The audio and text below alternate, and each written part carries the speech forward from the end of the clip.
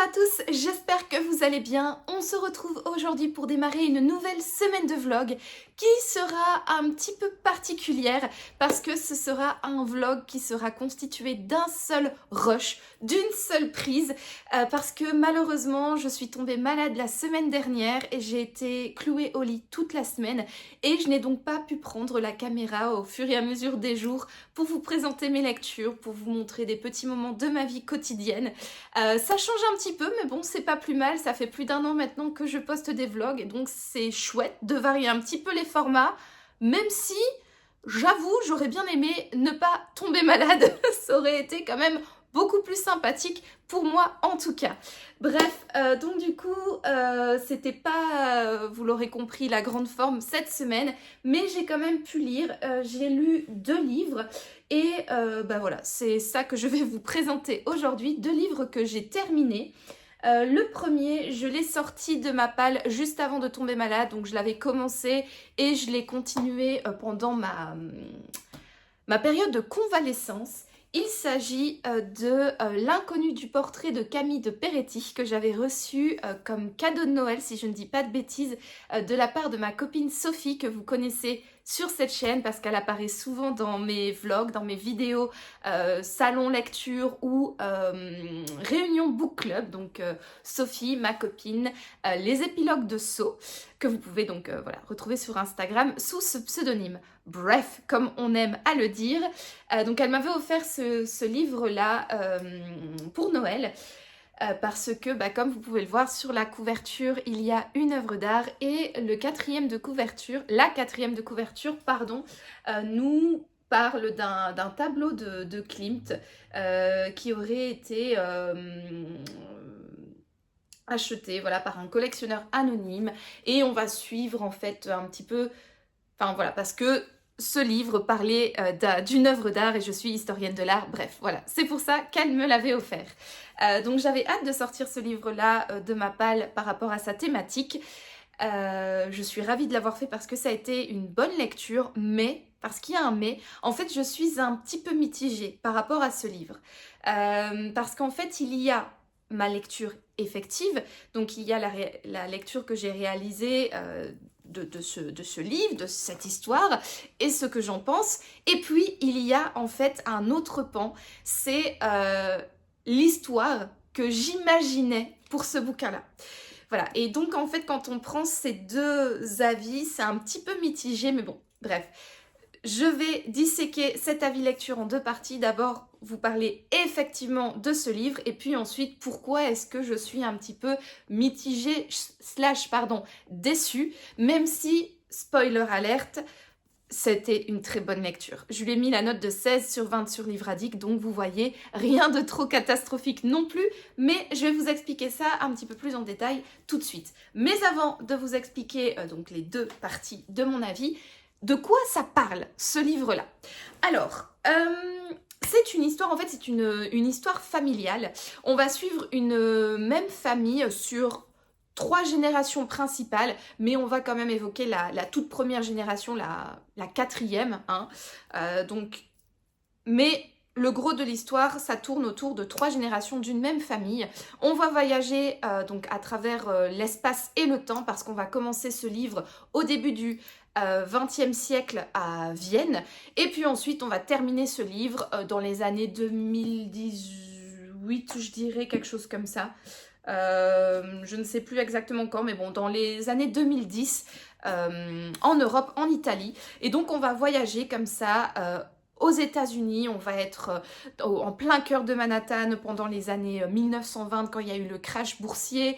On va vivre également quelques petites parties du livre dans le Texas des années 80. Enfin bref, voilà, on voyage véritablement entre Europe et les États-Unis pendant tout le XXe siècle et début du XXIe siècle. Et on va suivre donc une famille, principalement, alors si on considère qu'on suit 3 générations, on va suivre principalement la seconde génération, un personnage que l'on va véritablement suivre depuis l'enfance jusqu'à sa mort et on va suivre ainsi toute son histoire, toute son évolution, toutes les choses bonnes et mauvaises qui lui est arrivées. On va suivre également un petit peu l'histoire de la première génération, donc des parents de ce personnage-là et également des enfants de ce personnage-là, un petit peu dans leur quotidien à travers différentes thématiques.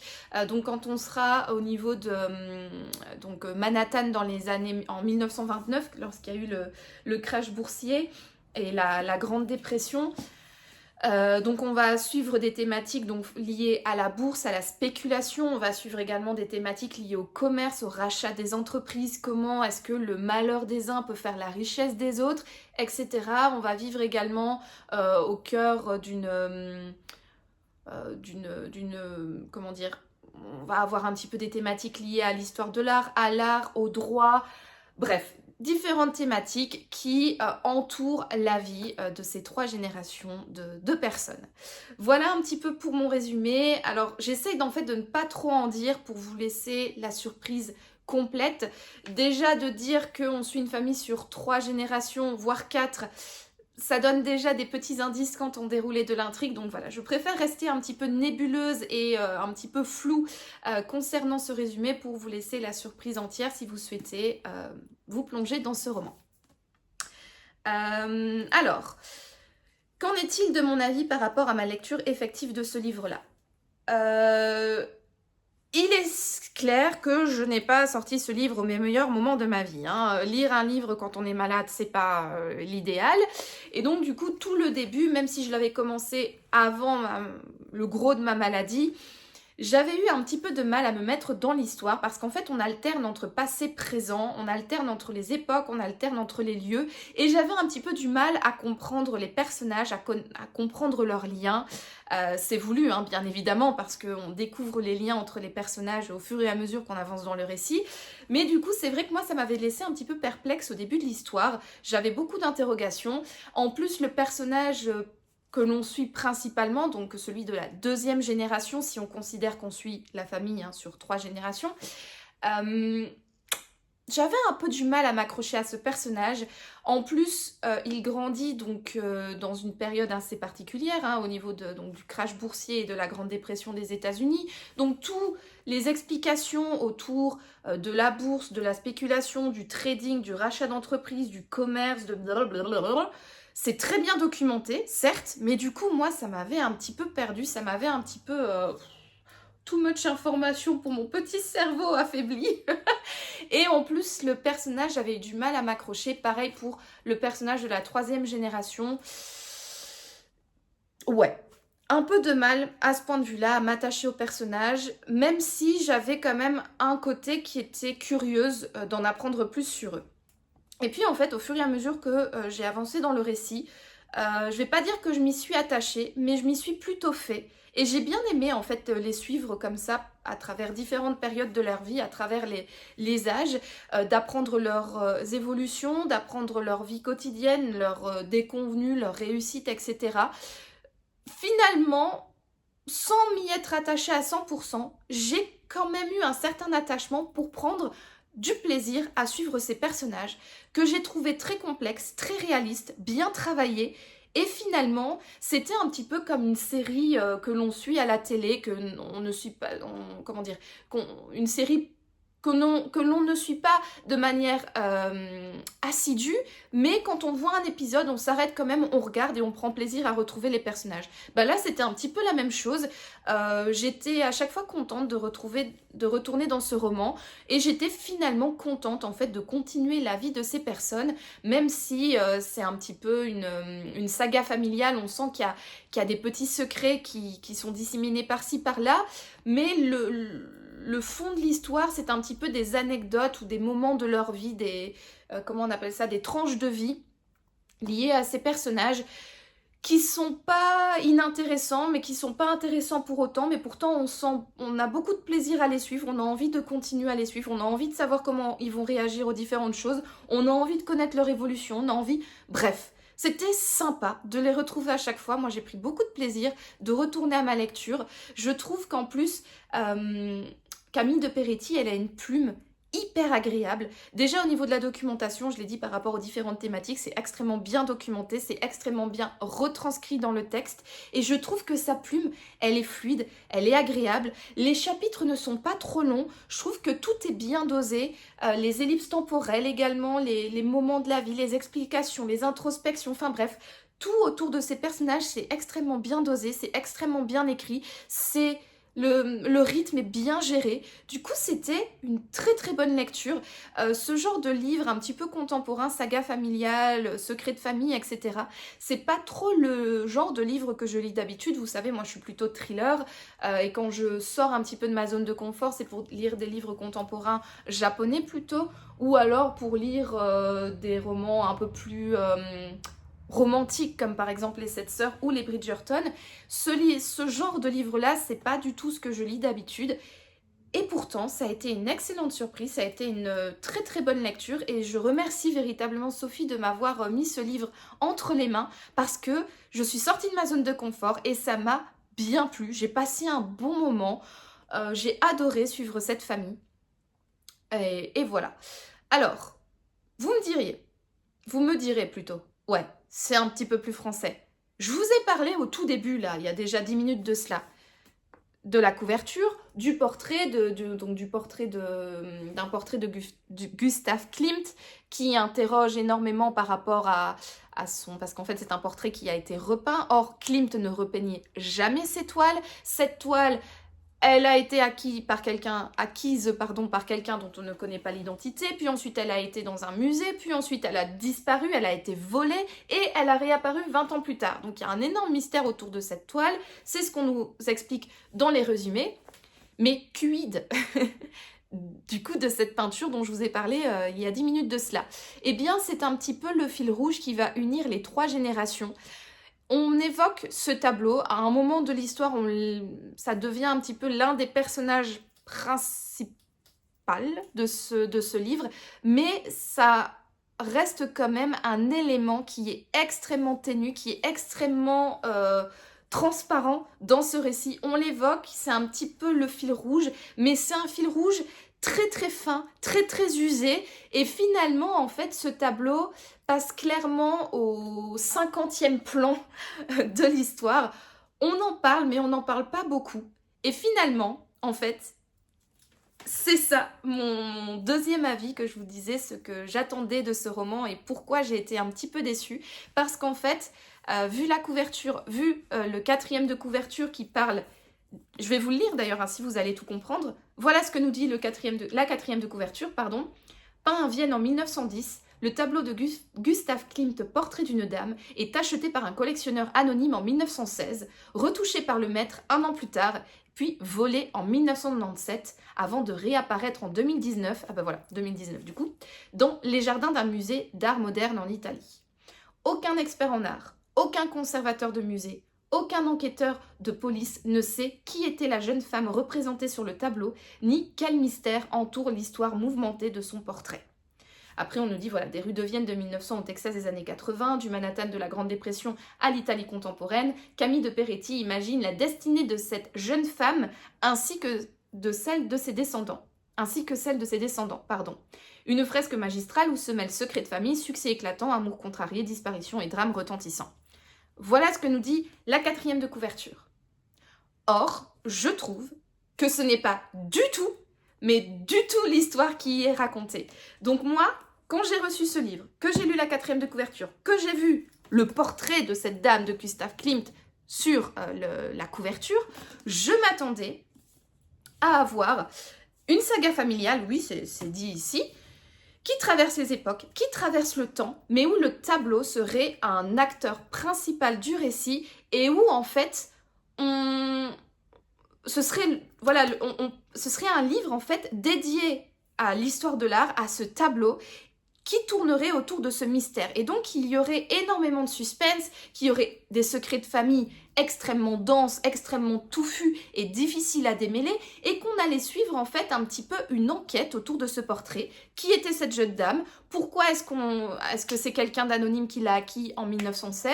Pourquoi il a disparu? Pourquoi est-ce que ceci? Pourquoi est-ce que cela? Et donc, je m'attendais en fait véritablement à un roman à suspense, avec beaucoup de mystère et d'intrigue autour de ce tableau qui est l'élément central. Et donc du coup, découvrir au fur et à mesure qu'est-ce qui est arrivé à ce tableau, qui est cette dame, pourquoi ceci, pourquoi cela, etc. Or, le récit, on sait l'un des premiers chapitres qui est la dame représentée, pourquoi est-ce qu'il a été repeint, qui est l'acheteur, et un petit peu plus loin, on sait pourquoi il a été volé, ce qu'il en est arrivé, etc. Et finalement, en fait, le tableau n'est pas du tout l'élément central du livre. Comme je vous l'ai dit, c'est certes un fil rouge, mais un fil rouge extrêmement fin, usé et vraiment très transparent.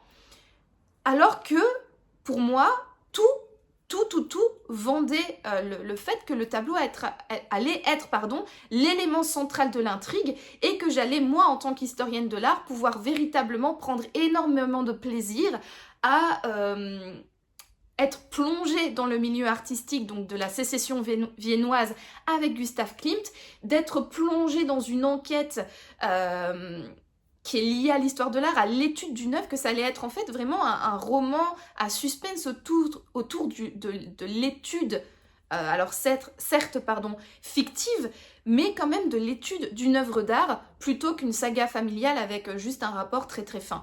Il n'y a pas de suspense au niveau du tableau, il y a rien en fait, et je trouve que du coup j'ai été un petit peu trompée. Je trouve que la couverture et la quatrième de couverture sont extrêmement trompeurs, et en fait ma déception tient au fait que je m'attendais à une histoire et je n'ai pas du tout été comblée par rapport à mes attentes. Là où je suis mitigée, c'est que je suis extrêmement déçue que mes attentes n'aient pas été comblées, mais dans une autre main, in the other hands, comme on dit en anglais avec mon accent catastrophique, c'est trop la honte, mais d'un autre côté, je peux pas dire que ce livre ait été une déception, parce que finalement l'histoire effective qu'il y a à l'intérieur, eh bien elle est cool, et j'ai pris beaucoup de plaisir et c'était sympathique. Alors ce n'était pas à la hauteur de mes attentes, mais c'était quand même bien. Et donc je me retrouve un petit peu, pour parler un petit peu vulgairement, le cul entre deux chaises, parce qu'il y a le roman qui était cool, qui était vraiment bien, que j'ai mis 16/20, mais je trouve que quatrième de couverture et mes attentes, donc ça, c'est mensonger, et donc du coup, mes attentes, elles n'ont pas du tout été comblées. Et moi qui croyais véritablement être plongée à 100% dans une thématique liée à l'histoire de l'art, une enquête autour de ce portrait, c'est pas du tout ça, parce que je m'attendais à ça à 100%, et il y a effectivement dans le livre seulement 1%, allez on va dire 2%, en lien avec mes attentes. Donc voilà un petit peu pourquoi je suis mitigée par rapport à ce bouquin. Même si finalement, j'ai plutôt un avis positif, parce que c'était vraiment cool, j'ai vraiment aimé. Mais il y a quand même un côté de moi qui dira, punaise, c'est pas... Tu mens Camille,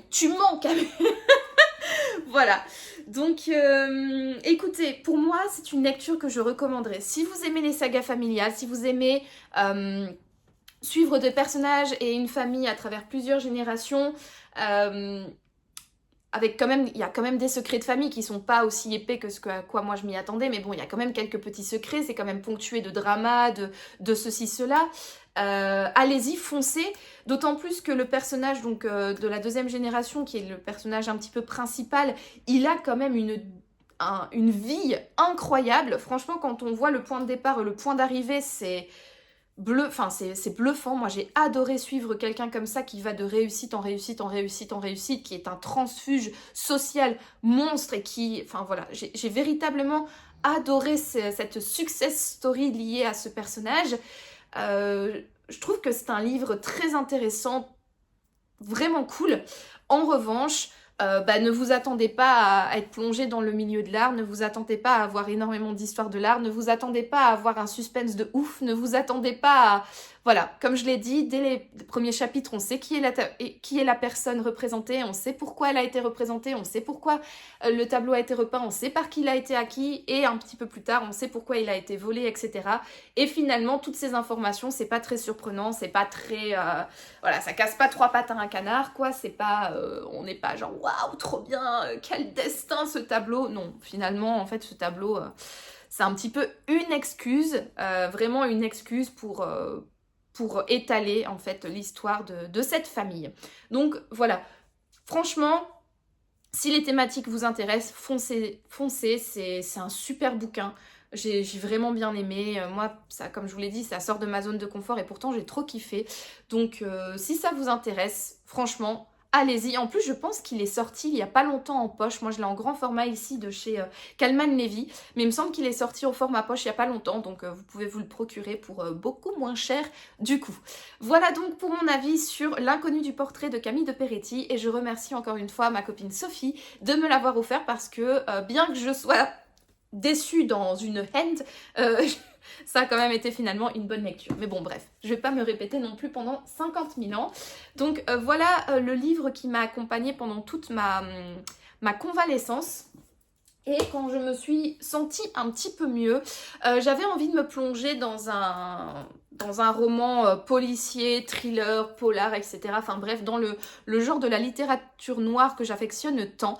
Mais j'avais pas envie d'un roman qui allait me mettre des nœuds au cerveau, qui allait me plonger dans une intrigue très violente, très rude, très complexe, etc. J'avais envie de suspense, de légèreté, de quelque chose de facile à lire, qui se lit vite, etc. Et quand j'ai regardé ma palle, je n'ai pas hésité très longtemps parce que je suis directement tombée sur le livre qu'il me fallait. Et j'ai donc décidé de sortir le deuxième tome de La femme de ménage, donc Les secrets de la femme de ménage, de Freida McFadden. Alors je sais que beaucoup d'entre vous ne peuvent plus voir ces couvertures, ne peuvent plus voir ces livres parce qu'on les voit passer énormément, que ce soit sur YouTube et Instagram. Ça fait véritablement un buzz, hein, cette série de La femme de ménage et de tous les romans un petit peu du style, genre la prof, la fille au père, la psy ou je sais pas trop quoi. Je nettoie un petit peu parce que j'ai ma bougie qui a explosé, qui a foutu de la suie partout. Et je vois que j'en ai foutu pas mal sur mon livre. Bon, bref. Voilà un petit peu le nettoyage tout propre pour vous le présenter. Donc voilà, là c'est le tome 2 donc, qui suit donc, le tome 1 qui est La femme de ménage, qui est bleu. Du coup c'est le même avec du coup l'autre œil et le contour bleu. Mais bon, je pense que, comme je l'ai dit, voilà, j'ai pas besoin de vous le présenter parce qu'on les voit passer énormément sur les réseaux sociaux. Mais je me suis dit, si c'est comme le premier tome, ça va me faire passer un bon moment et pour la fin de ma convalescence, c'est vraiment le livre dont j'avais envie et c'est le livre dont j'avais besoin et qui m'a fait passer un excellent week-end, une excellente fin de guérison parce que c'était tout ce que je recherchais et j'ai pris énormément de plaisir à lire ce livre-là. Alors je sais que sur les réseaux sociaux, les avis par rapport à La femme de ménage, c'est très contrasté. Il y en a qui aiment, il y en a qui n'aiment pas. Et parmi les gens qui ont aimé le premier tome, il y a encore une fois un avis contrasté sur ce second tome. Certains ont kiffé, c'est leur préféré, d'autres ont détesté, ont trouvé que c'était le plus nul. Moi personnellement, j'ai trouvé qu'il était bon. C'est pas mon préféré, j'ai préféré le premier, ça a été une excellente découverte. Je trouvais qu'il y avait tout dans le premier qui pouvait plaire, pardon. Attendez, je vais un peu me réhydrater la bouche, sinon je vais commencer à postillonner et ça ne va pas. Voilà. Petite chou dans ma super tasse. Et vous avez vu, parce que c'est vrai, je la prends comme une grosse baraki par la tête. Mais c'est Simba un petit peu plus fatouze. Il a mangé pas mal de larves et d'insectes. Mais voilà, c'est Simba en 3D. J'adore cette tasse qui vient de Disneyland Paris, bien évidemment. Ça fait déjà quelques années que je l'ai et je l'adore. Elle est trop cool. Petite postée. Qu'est-ce que je disais, tiens, avant de postillonner et de vous parler de mon thé. Oui, moi personnellement, j'ai bien aimé ce second tome.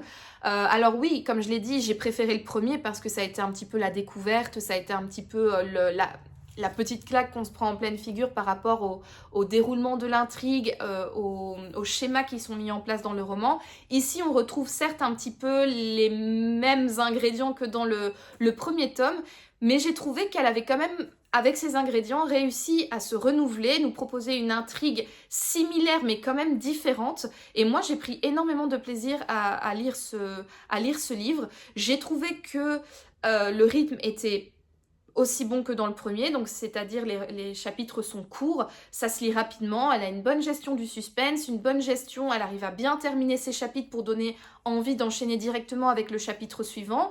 Au niveau des différentes parties, Elle arrive à chaque fois à terminer sur un petit cliffhanger ou alors sur un petit moment de suspense et de tension qui fait qu'on a envie d'enchaîner avec la partie qui suit. Donc voilà, niveau suspense, c'est très bien géré. Niveau écriture, ça casse pas trois pattes à un canard, mais ça fait totalement le taf quand t'as pas envie de trop te prendre la tête à lire des trucs compliqués. Les personnages, moi Millie personnellement m'a tapé sur le système, elle m'a véritablement saoulée. Donc c'était un peu dur de la suivre dans la première partie. Après, elle s'assagit, ou en tout cas, elle se bonifie avec les pages. Et donc, elle a perdu un petit peu son côté chiant. Donc, c'était un plaisir de la retrouver par après. Mais sinon, les autres personnages, je les ai trouvés intéressants. Je les ai trouvés bien travaillés. Alors, on retrouve un petit peu le même schéma que dans le premier. Donc, c'est-à-dire, elle va faire le ménage dans une famille qu'on comprend... on comprend très très vite que cette famille est dysfonctionnelle et qu'il y a des gros problèmes. Mais elle est arrivée en fait à se renouveler au niveau du déroulement de l'intrigue. Alors moi j'avais très très très rapidement découvert le poteau rose et découvert un petit peu le twist qui pourrait mettre les personnes qui ne le voient pas arriver sur le cul.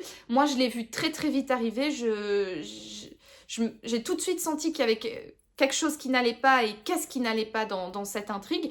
Mais malgré tout, bah, j'ai quand même pris du plaisir en fait à continuer ce livre. Ça m'a un petit peu auto-congratulé, brosser dans le sens du poil que de me dire j'avais vu juste, ah ouais, trop bien.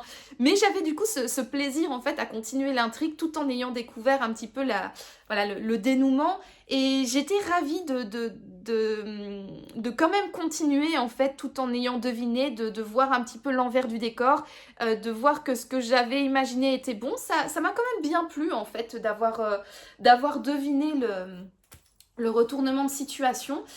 Et j'ai du coup, malgré ça, continué le livre avec plaisir. Je l'ai lu assez rapidement. Je pense que je l'ai lu en 3 jours, il me semble.